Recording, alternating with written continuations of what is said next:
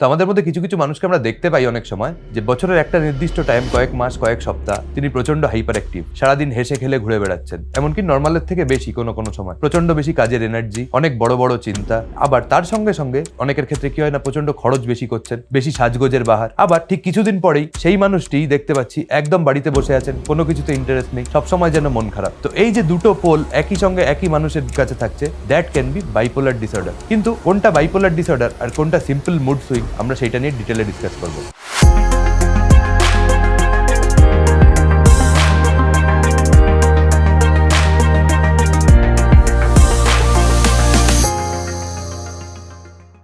Hello, আমার নাম doctor Sheikh Ahsan. আমি ভিভাসিটি মাল্টি স্পেশালিটি হসপিটাল মধ্যমগ্রামের একজন কনসালটেন্ট সাইকিয়াট্রিস্ট। তো এই বাইপোলার ডিসঅর্ডার এটা কিন্তু আমাদের যেই সমাজে অফেন ভেরি মিসআন্ডারস্টুড, আমরা বুঝতেই পারি না যে লোকটা সত্যি সত্যি একটা কোনো প্রবলেম হচ্ছে। তো বাইপোলার ডিসঅর্ডারে দুটো এক্সট্রিমিটিতে মানুষ বিলং করে, কখনো কখনো খুব হ্যাপি, কখনো কখনো খুব স্যাড। আমরা যদি একটা নর্মাল রেঞ্জ ধরি নিজেদের প্রত্যেকটা মানুষের মুডের, তো সেই মুডের দুটো পার্ট থাকে। আমার যদি আজকে কোনো একটা মন খারাপের ঘটনা ঘটে আমার সাথে, আই উইল বি স্যাড। কোনো একটা আনন্দের ঘটনা আমার সাথে ঘটে, I will be happy. Everyone is like that. কিন্তু বাইপোলার ডিসঅর্ডারে এটার সঙ্গে যেটা পার্থক্য, যখন মানুষটা হ্যাপি হয়ে যাচ্ছেন তখন যে আমাদের আপার লিমিট, যেটা নর্মাল হ্যাপি হয় তার থেকে হয়তো বেশি হ্যাপি হয়ে যাচ্ছে, মানে দরকারের থেকে বেশি আনন্দিত হয়ে যাওয়াটাই হয়তো, টু পুট ইট সিম্পলি, সেটাই হচ্ছে একটা বাইপোলারের ম্যানিক ফেজ। আর একটা ফেজ কি হয় বাইপোলারে, অকারণ যতটা কিনা মানুষ দুঃখিত হয় একটা নর্মাল স্টিমুলাসে, তার থেকে বেশি দুঃখিত হয়ে যাওয়া, দ্যাট ইজ ডিপ্রেসিভ ফেজ। তো বেসিক্যালি একটা বাইপোলার ডিসঅর্ডারে দুটো ফেজ থাকে, একটা ম্যানিক ফেজ, একটা ডিপ্রেসিভ ফেজ। তো depression is just like unipolar depression, কিন্তু একটা ইউনিপোলার ডিপ্রেশনেই যখন একটা ম্যানিক এপিসোড থাকে তখন কিন্তু আমরা এটাকে বলবো বাইপোলার ডিসঅর্ডার। তো এই ম্যানিক ফেজে তাহলে কি কি সিমটমস আমরা দেখতে পারি? প্রথম হচ্ছে বেশি কথা বলা, প্রয়োজনের থেকে বেশি কথা বলে ফেলা, সেটা এক নম্বর।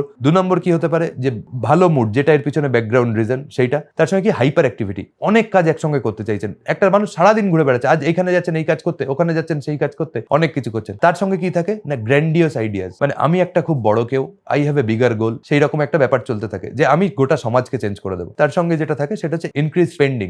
যেহেতু তিনি ভাবছেন আমি অনেক বড় কেউ, অনেক সময় তিনি ভাবেন যে না, আমার তাহলে সোসাইটির জন্য কিছু করা উচিত, অনেক বড় কিছু করা উচিত, অনেক বেশি দেন করছেন। অনেকে কি করেন, বেশি বেশি জিনিসপত্র কিনে বেড়াচ্ছে, অনেক দামি দামি জিনিস যেটা তার ক্যাপাসিটির বাইরে, সেটা কিনে বেড়াচ্ছে। আমার একটা পেশেন্ট এসেছিলেন একবার বাইপোলার ডিসঅর্ডারে, উনি মোটামুটি ভুগছিলেন ফর লাস্ট 1 মান্থ। তো 1 মাস পরে বলছেন, বাড়ির লোক এসে বলছে যে গত 1 মাস ধরে ডাক্তারবাবু প্রায় লাখ লাখ টাকা খরচ করে ফেলেছে, ও দুটো বড় বড় ট্রাক গাড়ি কিনে ফেলেছে, মানে কি বুক করে দিয়েছে ইএমআই এর জন্য, তার জন্য ব্যাংক থেকে টাকাও কিছু দিয়ে দিয়েছে। কারণ কি, সে ভাবছে তার আমি অনেক বড় কিছু করতে চাই। আর কি থাকতে পারে তার সাথে, ইনক্রিজ রিলিজিয়াসনেস, অনেক বেশি পুজো করছে, অনেক বেশি বাকি যে ধর্মীয় অফারিংস গুলো আসছে সেগুলো। অনেক পেশেন্টকে দেখি যে সারাদিন মসজিদে গিয়ে পড়ে আছে, সারাদিন নামাজ পড়ছে, কারণ কি না, আমাকে গডের কাছে যেতে হবে। তো এই যে সিমটমস গুলো, এগুলো কিন্তু বাইপোলার মেজর সিমটমস। এর সঙ্গে আর কি থাকতে পারে, যেমন ডিক্রিজ স্লিপ। বাইপোলার পেশেন্ট ঘুমাতে চান না। এখানে একটা ডিপ্রেশন পেশেন্ট, তিনিও বলবেন যে আমার ঘুম হয় না। বাইপোলার পেশেন্ট কিন্তু কোনোদিন বলবেন না আমার ঘুম হয় না, তিনি বলবেন আমার ঘুম হওয়ার দরকার নেই, আমার অনেক বড় বড় কাজ চলে আসছে, আমার এখন ঘুমালে চলবে না। তো ভার্বাটিমটা এইভাবে চেঞ্জ হয়, তখন বুঝতে হবে there is something wrong. Similarly খিদের ক্ষেত্রে কি হয়, অ্যাপেটাইট। একটা ডিপ্রেসিভ পেশেন্ট যখন ডিপ্রেসিভ ফেজে থাকবেন, তার কিন্তু খাওয়ার চাহিদা থাকবেন, আমার খেতে ভালো লাগে না। আর এনার কি, এনার হয় খাওয়ার টাইম নেই, বা আমার খাওয়ার দরকার হয় না, আমি এতেই ভালো। মোট কথা,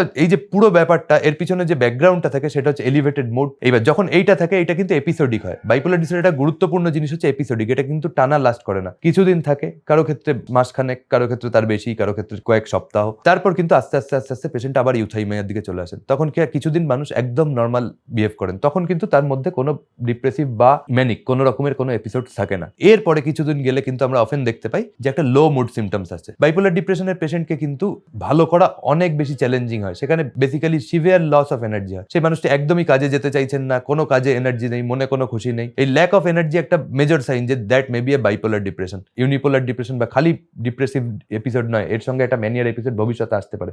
সেইটা কিভাবে আমরা জানবো, সেটা নিশ্চয়ই পরবর্তী কোনো ভিডিওতে আমরা আলোচনা করবো। এরপর আমরা আসবো ট্রিটমেন্টে। বাইপোলার ডিসঅর্ডারের যে ম্যানিক ফেজ, তার ট্রিটমেন্ট কিন্তু অন্য ট্রিটমেন্টের থেকে একটু আলাদা, কারণ এইখানে ইনসাইট বলে কিছু থাকে না পেশেন্টের জিরো ইনসাইট। পেশেন্ট বলে আমার তো কোনো প্রবলেম নেই, তাহলে আমাকে কেন সাইকিয়াট্রিস্টের কাছে আনা হয়েছে, বা আমাকে কেন ওষুধ খেতে হবে। তো সেইটাকে বোঝানো তাকে অনেক সময় একটা চ্যালেঞ্জিং ব্যাপার হয়, কিন্তু সেখানে প্রথমেই সাইকোথেরাপি অনেক সময় কাজ নাও করতে পারে। তো ফার্স্ট লাইন আমাদের কি হয় না, কিছু মেডিকেশন দিতে হয় উইথ সাম মুড স্টেবিলাইজার্স, কিছু অ্যান্টিসাইকোটিক। সেগুলো দিয়ে যখন পেশেন্টকে আমরা একটু মনটাকে শান্ত করতে পারি, পেশেন্ট যখন একটু শান্ত হন, তখন আমরা কিন্তু সাইকোথেরাপি ইন্ডিউস করতে পারি বা সাইকোথেরাপি ইন্ট্রোডিউস করতে পারি। তো সেই সাইকোথেরাপির মধ্যে কি কি সাইকোথেরাপি হয়, তার একটা গুরুত্বপূর্ণ হচ্ছে IPSRT, that is interpersonal and social rhythm therapy. সেই মানুষটাকে বাকি আর 5টা মানুষের সঙ্গে নর্মাল যে সোশ্যাল রিদম, সেটাকে যেটা ডিস্টার্ব হয়ে গেছিল, হয়তো ম্যানিক এপিসোডের জন্য অনেকের সাথে খারাপ ব্যবহার করে ফেলেছেন, অনেক কিছু ডিস্ট্রাকটিভ বিহেভিয়ার করে ফেলেছেন, তো সেই যে নর্মাল সোসাইটি সেটাই তাকে কিন্তু আস্তে আস্তে উইথ টাইম রিইন্ট্রোডিউস করানো হয় এবং তাকে বোঝানো হয় যে এটা তোমার একটা এরকম সমস্যা, সেই সমস্যা তুমি পরের বার যদি হয় শুরুতেই আমাদের কাছে আসবে বা শুরুতেই এটার ট্রিটমেন্ট প্রয়োজন। Third thing,